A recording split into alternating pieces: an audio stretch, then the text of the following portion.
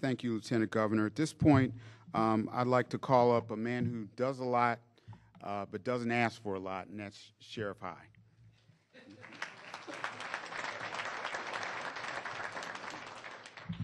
Thank you, Mr. Seaman. To our County Executive, Lieutenant Governor, our State's Attorney, U.S. Attorney, and to our host, Chief McGaugh, good morning to all of you. I'm pleased to be here to talk briefly,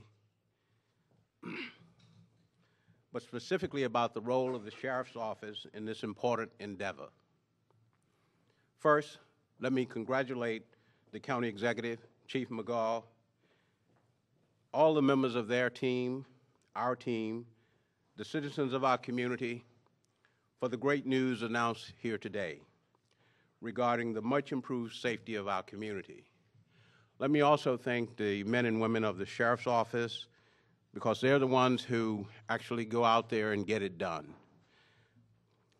One of the things I've learned over my years of working with others to solve or lessen a problem is that sometimes the beginning of the best solution to a problem starts with us looking at an old problem in a new and different way.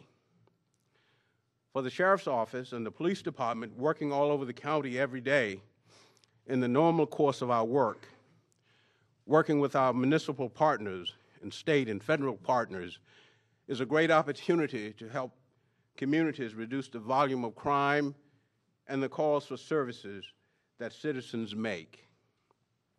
A principal focus of the Sheriff's Office for 2012 has been to identify individuals wanted for criminal offenses throughout the county and timely serve warrants to prevent opportunities for criminals to reoffend. We worked in concert with the county's team to better understand the crime picture, to facilitate smart deployment and assignment of our resources in the course of our regular work.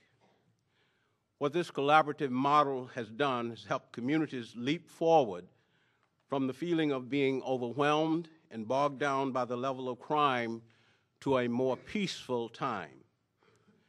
This is a model that gave us time to be thoughtful, creative, and innovative in our approach. As the law enforcement arm of the courts, serving court orders takes us daily all over the county. In our daily assignments and planned operations, we knock on thousands of doors. A low average would be about 3 times to serve a peace or a protective order, or to serve a child support warrant or a summons related to establishing paternity, or in responding to emergency petition situations where a person is ordered to psychiatric evaluation. This amount of work keeps our professional presence and visibility throughout our county at a very high level. Beyond having a strong, relevant impact on crime throughout the county, we have implemented an even more intense effort in the Transforming Neighborhood Initiatives communities. As an example, since the county began the TNI, we've served 650 court orders, 142 warrants, 33 emergency petition orders, and 475 peace and protection orders specific to the TNI areas. To do that, we patrolled in and out of TNI communities more than 2,000 times. With the execution of 500 court-ordered evictions, we created patrol presence in and out of TNI communities an additional 500 times. Whichever of our tasks took us to TNI communities, we committed to an extra effort, that of taking on a patrol function on our way to and from the TNI communities as a way of providing more law enforcement presence as we paid particular attention to the general safety and well-being of the community. TNI has the elements for success: a new look at old problems, trusted partners, committed to the task, focused and oriented toward measurable results. I really believe it is the model we'll be able to use again and again. The Sheriff's Office is privileged to be a part of this grand effort, which has shown proven success. And we look forward to 2013 and this continued collaboration. Thank you.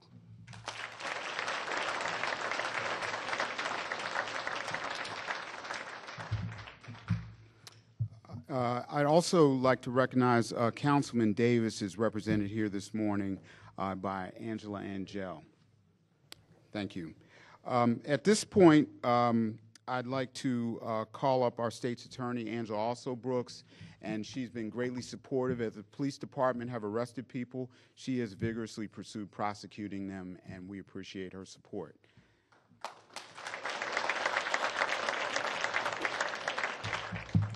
Good morning, everybody. I tell you, it is so wonderful to be here this morning. It is a pleasure, really, to be here with all of my law enforcement partners to talk about this drastic reduction in crime that we've seen across the board this year. I recall, and I know that all of you recall as well, in breathtaking fashion, how we stood aside in 2011 as we watched those 14 murders in the first 14 days. And I have to tell you, we were a new administration. Most of us were newly elected. But we said at that point that we were a team, and that we promised the public that we had the right team in place, and that we were committed to working together, and we would reduce crime over time, and that is exactly what we have done. And so it brings me great pride to be here today. Now, the Lieutenant Governor posed a question a moment ago, and he was looking at the same display that I was looking at and saying, what's the significance of that? So I'm going to venture to add a little to it as we see the Redskins, and there are some of us, at least in the room, who take great pleasure in how the Redskins have been performing, and so I'd like to venture to say that Prince George's County's team is not as good as it's going to be, but it's a pretty good team, just like the Redskins, and that's where we're headed with that. And so we are so proud of the team that has been assembled. I want to thank the county executive. I want to thank the chief of police and our sheriff. I also want to thank Mary Lou McDonough. I think I may have seen her as well. As you've heard, we meet on a regular basis to talk about Prince George's County and to talk about our commitment to it. And I believe that, as I've heard before, the vision is there, we are focused, and we have to tell you that we are determined that we won't stop until we have the results that this community deserves. And you've heard about the homicide level, and I tell you, I've been bragging forever, for at least the last month, about this number because we are so proud of what it represents. But I have to tell you, I am proud as well of the men and women in my office who are on the front lines prosecuting these cases. We closed last year at about an 88% conviction rate in homicide cases. And we are compiling numbers as well this year and believe that we're going to come out pretty strong, and that is with 6 prosecutors in the homicide division who work extremely hard. And you know, one of the things I thought about as I heard the numbers and I'm thinking about the numbers is really kind of putting context to it. When we talk about a homicide victim, it reminds me of a case we had last week that resulted in a conviction, and the mother in this case, whose son had been murdered, couldn't even sit in the courtroom because it was so painful for her to wait for this verdict. She waited in our office, and we came upstairs to deliver the news to her that the murderer had been convicted, and she fell on her face on the floor in that room and said, "Oh my God, thank you."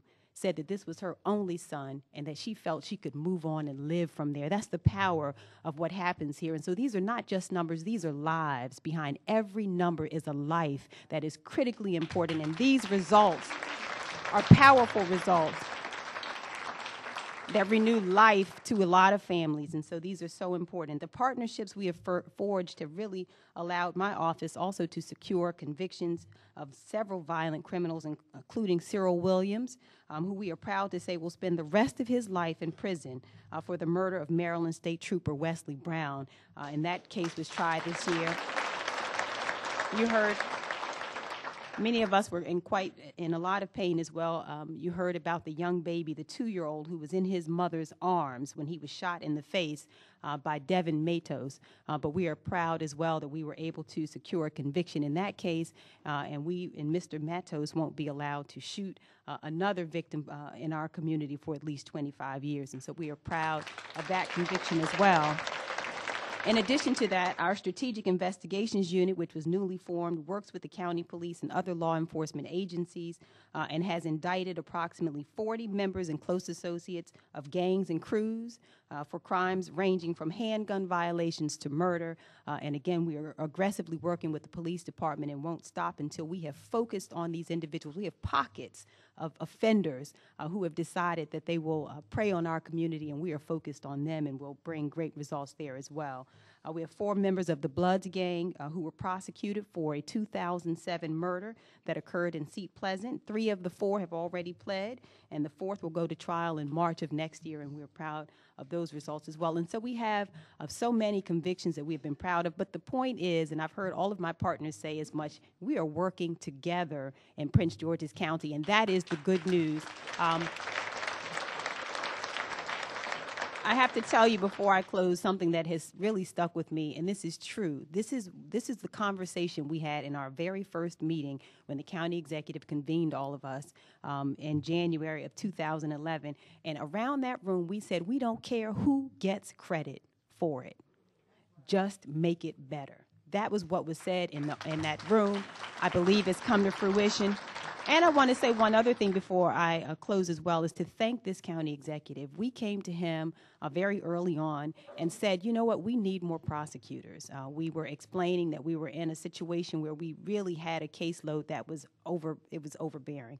And this county executive, from the first year of 2 new positions, came to us last year with 16 new positions in a very tight economy where he said he would fund his priorities. He's done just that. And so I want to thank him publicly for the support that he's given our office. We would not have been successful without this executive, without the chief, the sheriff, and again, Mary Lou. But anyway, I want to thank you all, and I want to thank the community as well. I see Ms. Lowe and Mr. Butler, who are also critical partners for us, and thank the men and women of the Prince George's County Police Department as well. Thank you all so much. God bless you.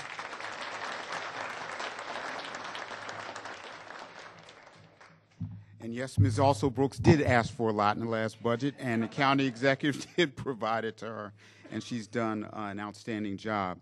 I want to recognize Rodney Streeter, who is here representing Councilwoman Harrison in the back.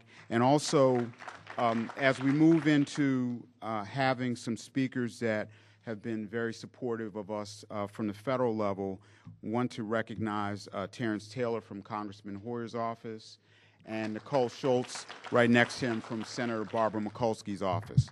I mentioned that we've had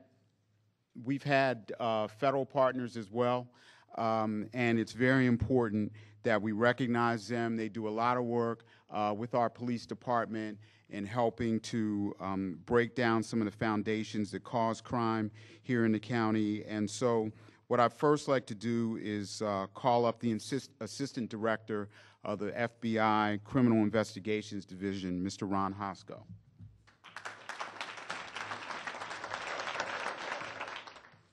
Thank you, and good morning. Often when we come to these podiums, it's to announce a major indictment or to inform the community about a significant crime or crime spree. And so it's really my pleasure to come here today and help commend Prince George's County on these amazing successes where we potentially have fewer arrests, fewer indictments, and greater community impact. So I do congratulate both the county and Prince George's County Police Department for the commitment and for the amazing work that's brought about this day.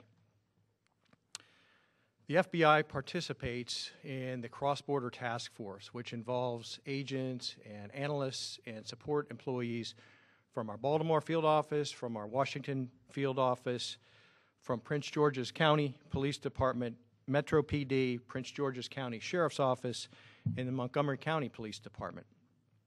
This task force, the Cross-Border Task Force, also has regular collaboration with our other federal partners, the DEA, and has tremendous support by our U.S. attorneys in both districts, as well as our local prosecutors. The task force effort is to identify and dismantle and disrupt the most serious criminal enterprises in this county. Those enterprises don't see borders between Prince George's and Washington, D.C. So the value of the task force, which is seated here in the county, is that it freely roams across that line and has great impact.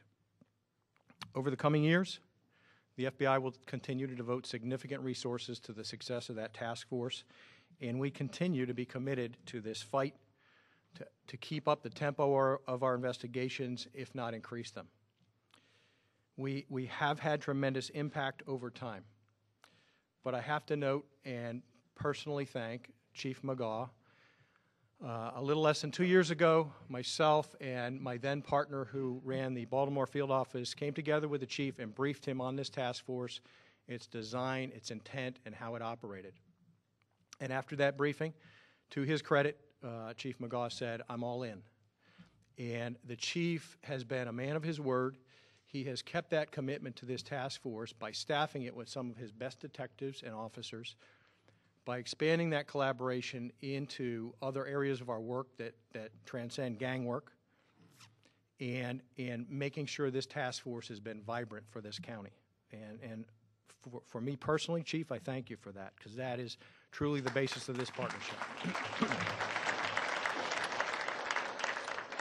Our work jointly is not done.